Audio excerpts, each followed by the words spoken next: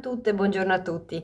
Siamo di nuovo qui con un appuntamento della Biblioteca Provinciale dedicato alla narrativa locale ed in particolare ci troviamo sulla piattaforma YouTube proprio perché questo 2020 ci ha spinto a sondare nuovi terreni, nuove modalità di rimanere in contatto con il nostro gentile pubblico.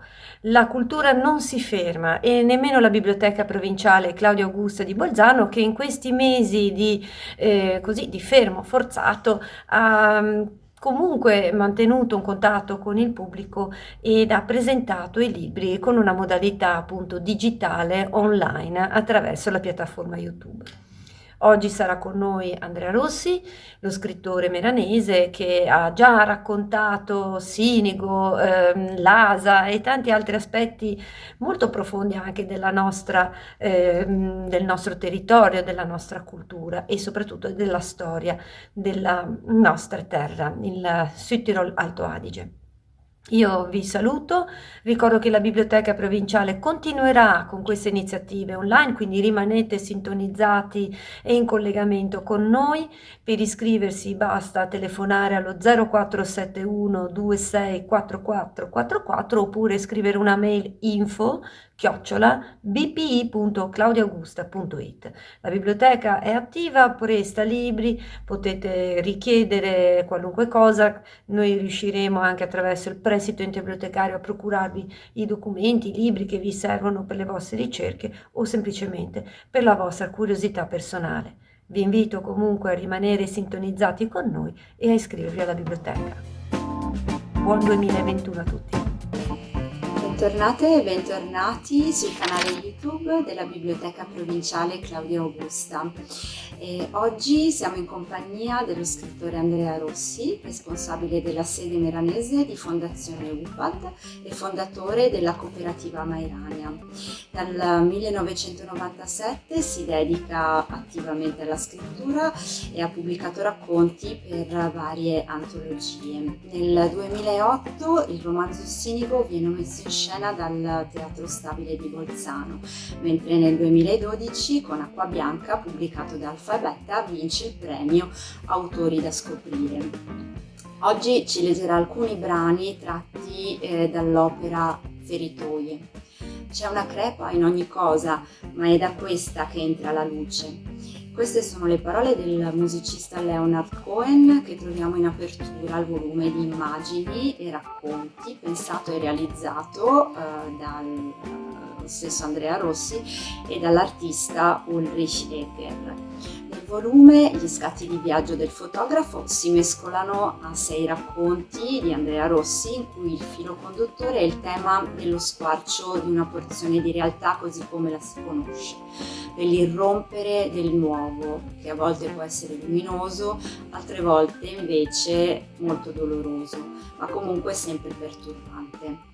Vi auguro un buon ascolto e vi ricordo di attivare la campanella se volete ricevere le notifiche dei nuovi video della Biblioteca Provinciale.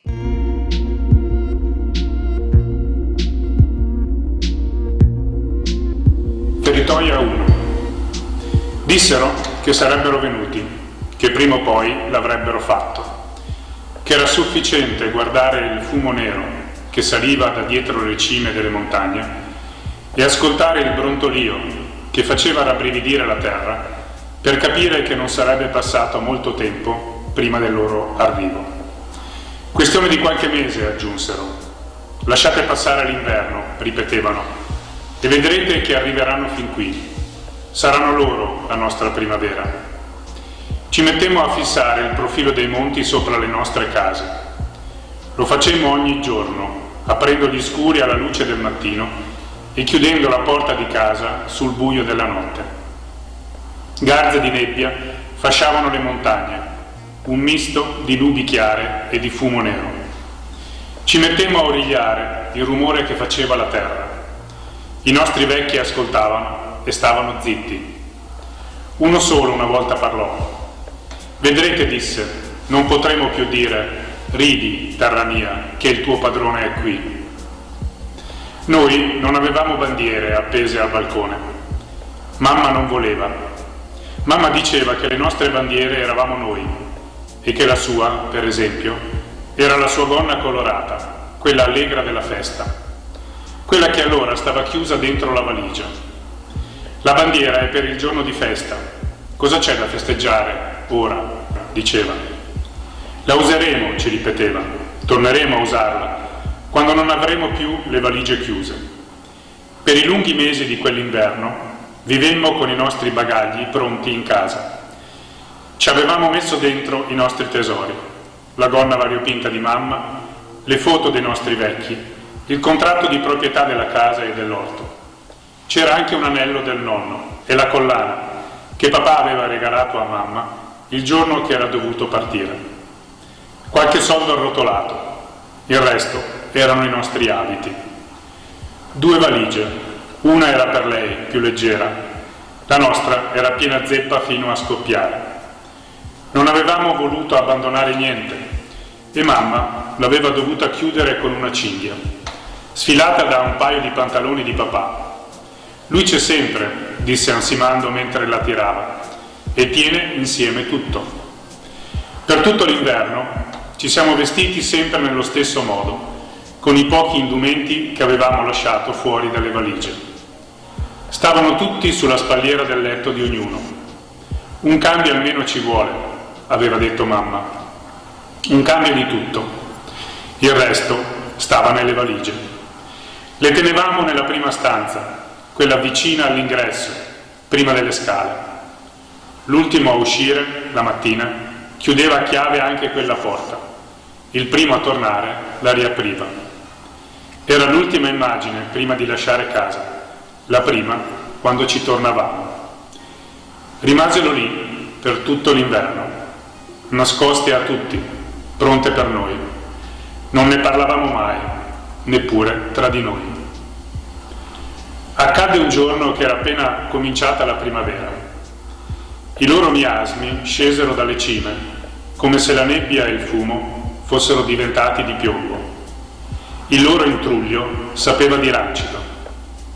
La terra non si accontentò più di borbottare. Ora tremava sotto il peso e il ritmo della loro marcia. Stavano scendendo dal passo. Entrarono in paese dalla strada grande che veniva da lassù. Era tardo pomeriggio ormai e la luce stava per lasciarci. Risparmiammo loro il lavoro. Eravamo tutti lungo lo stradone, alcuni già nella piccola piazza davanti alla chiesa. Stavamo stretti gli uni agli altri, senza guardarci. Lo spettacolo non eravamo noi. Quando arrivarono, portarono con sé quelli schierati sul ciglio della via e spinsero tutti verso il sagrato della chiesa. Ci ammassarono lì. Sembravamo un gregge di pecore appena tornato dai campi, con la lana sporca e senza batacchio. Loro si schierarono tutto intorno, come un unico alto steccato. Non corse nemmeno una parola. Anche i cani smisero di latrare. Non erano cattivi nei modi, forse un po' maldestri, come tutti quelli che venivano da dietro i monti. Avevano soltanto lo sguardo cupo e ci fissavano a lungo, così a lungo che ci obbligavano a chinare il capo. Non spararono nemmeno un colpo, lasciarono che fosse il silenzio a portare il terrore. Poi uno di quelli, intabarrato in un lungo cappotto nero, dal predellino di un'auto alzò il braccio. Fece un gesto vago nell'aria e indicò una casa poco distante, proprio di fronte a lui.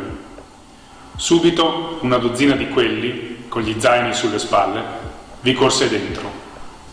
Erano così pesanti che si precipitarono incurvati e ciondolanti. Da fuori, dalla piazza, udimmo solo del tramestio. Parlavano gli oggetti. Una porta si spalancò di schianto e poi un'altra. Passi pesanti e affrettati su e giù per le scale. Un vetro che andava in frantumi. La casa parlava, gemeva, poi più nulla. E quelli ancora non uscivano. Quando lo fecero, gli zaini penzolavano vuoti nelle loro mani. Tornarono al loro posto. La luce era ormai fioca. In quel crepuscolo, fiamme di un rosso acceso cominciarono a uscire dalle finestre del primo piano della casa. Le loro lingue si mangiavano gli stipiti, lambivano i muri e puntavano ai piani superiori. Parevano un riflesso smodato del poco sole che andava a morire. Ecco cosa sarebbe successo. Ci avrebbero lasciato andare, ci avrebbero risparmiato la vita, ma avrebbero cancellato ogni memoria della nostra presenza. Il paese, anche occupato e vinto, avrebbe detto di noi, per sempre. Meglio allora cancellarla. Era solo un'orma scomoda, una traccia con cui costruire la speranza di un ritorno. Allargarono il cerchio in cui ci avevano stretto e si accamparono più in là, tutto intorno al paese. Lasciarono aperta solo la strada che scendeva a valle. All'arrivo della notte, mentre scemavano le fiamme che avevano divorato quella prima casa, entrammo nella nostra. Non salimmo. Mamma aprì l'uscio della stanza in fondo alle scale e prendemmo con noi le valigie. Uscimmo in strada. Non chiudemmo a chiave la porta di casa, la accostammo soltanto dietro di noi. Volevamo che almeno le fosse risparmiato il primo schianto. Ci incamminammo a piedi, sfilando lungo la via che portava fuori dal paese. Loro ci guardarono passare. Dai fuochi accesi davanti alle tende, qualcuno alzò verso di noi un bicchiere di acquavite. Un altro sparò un colpo in aria, uno solo. Non allungammo il passo. Ognuno si strinse nella sua valigia. Non torneremo più, soffiò una donna accanto a me. Se vuoi salvarti, le rispose dura mia madre, fai come i bambini. Loro non pensano che la morte sia per sempre. Passò la notte, camminando. La strada era quella e non c'era null'altro che potessimo fare. L'alba venne insieme con le prime case di un nuovo paese e con nuvole ancora basse e dense. Cominciò a piovere, adagio. Sgocciolavano pioggia dal cielo e cadaveri dai muri delle case. Andammo avanti, ma eravamo lenti. La guerra correva invece e nemmeno ansimava. Solo a sera arrivammo alle porte della città. Qualcuno uscì a vederci passare. Ci indicavano, senza compassione né stupore. Ci dissero poi che eravamo parsi loro come un'orchestrina triste che lasciava la sala alla fine della festa, calpestando un tappeto di coriandoli e di stelle filanti. La vita sotto i piedi, come fosse erba secca, e lo strumento stretto al petto o trascinato di peso. Ma quelli, rispondemmo, erano le nostre valigie, era tutto ciò che eravamo stati. Scendemmo in città. Ci accolsero case e strade di città e pochi alberi, buttati lì agli angoli degli isolati. Con le camionette ci scortarono verso una costruzione, poco più in là del confine con la campagna. Per ogni famiglia soltanto una stanza. Il resto l'avremmo diviso con gli altri. Rifugiati, così ci chiamarono i militari andandosene. Bisbigliarono lo stesso nome anche gli altri. Lo dissero spiandoci passare sotto le loro finestre e vedendoci sfiorare con le mani le loro porte. Case solide, disse qualcuno dietro di noi. Non c'è casa da cui non puoi essere stanato, gli risposero da una finestra. Chi ci studiava non ci sorrideva, nemmeno i bambini. Alzavano lo sguardo al volto degli adulti che avevano accanto, senza staccarsi da loro.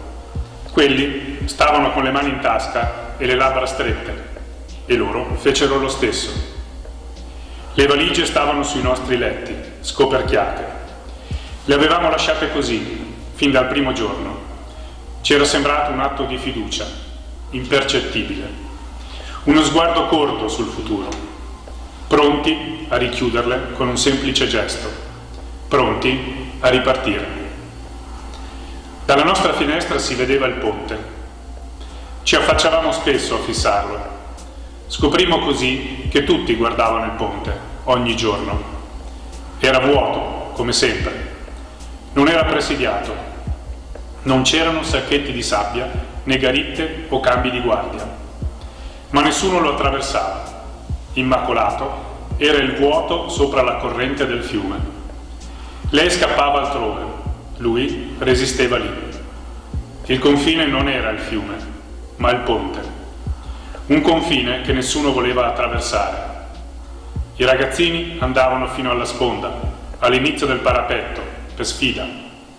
I grandi urlavano loro di venire via, cercavano di spostarli da lì con l'urto delle grida, coi gesti forsennati delle braccia, ma restavano fermi. Nessuno di loro osava avvicinarsi.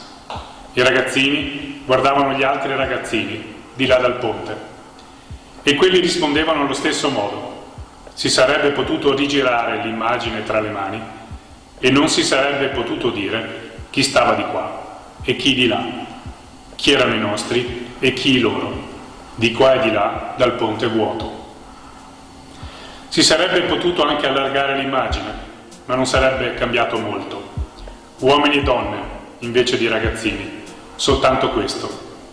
Uomini e donne che si incrociavano nelle vie vicino al ponte, che quasi sbattevano gli uni contro gli altri e che quando lo facevano si abbracciavano, sorpresi.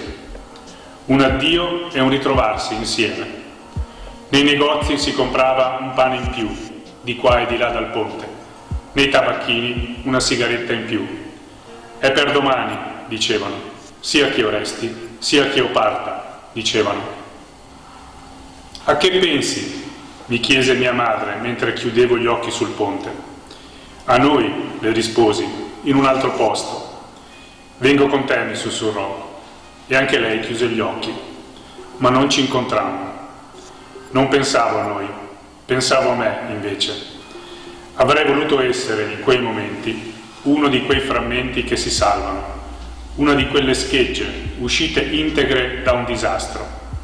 A una maniglia pensavo, intatta e cromata, e alla carrozzeria intorno, accartocciata e riconoscibile, serrata intorno a un uomo cui l'urto aveva fatto volare via le scarpe e la vita. Oppure a un quadro, stava appeso in perfetto equilibrio sul chiodo, immobile e indifferente, mentre poco più in là la parete era venuta giù con uno strappo che s'era tirato dietro l'abitazione intera. Pensavo a me, allora, a salvarmi. Avrei voluto che, guardandomi, gli ignari avessero potuto chiedersi dove mai questo disastro di cui si racconta. Ed è poi successo per davvero. Pensavo a me, allora, a ritrovarmi intatto, non scalfito, dovunque io fossi, anche mentre a un passo da me un uomo era andato giù col cuore fermo, il cervello in silenzio, e una piccola macchia rossa di sangue s'andava allargando dalla sua tempia. È così che ci si salva, pensai. Avevo i capelli sporchi e le unghie nere, come tutti, morti e vivi. Feritoia 2. Era solo e correva. Era solo un ragazzo. Lo vedemmo distintamente. Guardate, aveva detto qualcuno, ora va. Si era staccato dal muretto basso che cingeva il tetto. Si era lanciato sulla lunga terrazza che faceva da tettoia all'ultimo piano del palazzo, un po' più sotto di noi. Avanzava su quella superficie piana, nera del nero del bitume, tra i grattacieli del centro. Correva. Ed era come se ad ogni passo dovessimo udire lo sconquasso di una parete di pietre che andava in frantumi. Un muro invisibile saltava di schianto a ogni sua spallata, perché era con le spalle che avanzava nel vuoto ed era con quelle che lo riempiva, progressivamente, interamente. Il capo, le braccia e tutto il corpo seguivano dopo, protetti dallo schianto che era già avvenuto. Così noi lo vedevamo mentre sfilava su quella terrazza, un ragazzo che correva. L'ho già visto quello, disse un altro, appoggiato con i palmi delle mani alla parete di vetro. Corre così ovunque, continuò, per strada, tra la gente, sfiorandola, sulle piste di atletica, dove si allena e si misura con i corpi degli altri, nei prati appena fuori città, scivolando sull'erba bagnata al mattino. E correva così anche allora, esasperando il ritmo delle gambe e delle spalle, frantumando muri d'aria. Si fermerà prima o poi, incontrerà il suo muro. Lo dissi come fosse una domanda, ad alta voce. Nessuno rispose. Quelle pareti andavano giù, lo vedevamo anche noi, una dopo l'altra. Ce ne sarebbe mai stata un'ultima e definitiva, oggi, lassù, per lui. Pensai alla sua corsa come a un conto alla rovescia, da parapetto a parapetto, da un orlo a un altro, di un piccolo mondo finito. Poi lo vidi così, sospeso in un fotogramma, appena fuori dal davanzale, strattonato e conteso in uno scontro, per un attimo alla pari, tra la forza di inerzia e quella di gravità. Equilibrista per un istante, la perfezione sospesa. Non si fermò che per quel momento, neppure urlò, o almeno noi non glielo udimmo fare. E facemmo altrettanto, rispettammo il silenzio. Il fragile equilibrio dell'ultimo suo passo morì subito dopo davanti ai suoi occhi. Lo stesso fu per noi. Precipitò nell'aria sudicia del quartiere, abbandonando immediatamente ogni eleganza. Perché non c'è grazia, proprio non ce n'è, in un corpo che cade, che vuole ardentemente cadere 20 piani più in basso, ma solo scompostezza e un disarticolato amore per la velocità. La caduta fu più impetuosa della corsa. Lo ritrovammo molti metri più sotto su un selciato, sporco quanto il sogno in cui il ragazzo pareva aver rimestato, e levigato come una tomba scura di marmo. Distinto allora guardai su. A correre ora c'era solo il cielo, e aveva accelerato il suo volo per stare al passo della velocità di quella del ragazzo. Nuvole si accendevano e si spegnevano a intermittenza, luce che albeggiava e tramontava in pochi istanti, tutto nello spazio di quel salto. Tornai a guardare giù, era tutto più lento là sotto, molto più lento. Continuava a raccogliersi gente, come se il tonfo di quel corpo avesse avuto l'eco, lenta e lunga, di un rumore che tardava a spegnersi. E noi, pensai, noi eravamo prigionieri nel mezzo, esattamente tra le due velocità, rappresi in un grumo tutto nostro. I nostri gesti stavano lì, sospesi a metà, racchiusi nella teca di vetro del nostro ufficio al 30° piano. Troppo lenti per sfiorare le nuvole, troppo veloci per accarezzare l'asfalto. Sono i gesti fuori sincrono di chi spia la vita degli altri.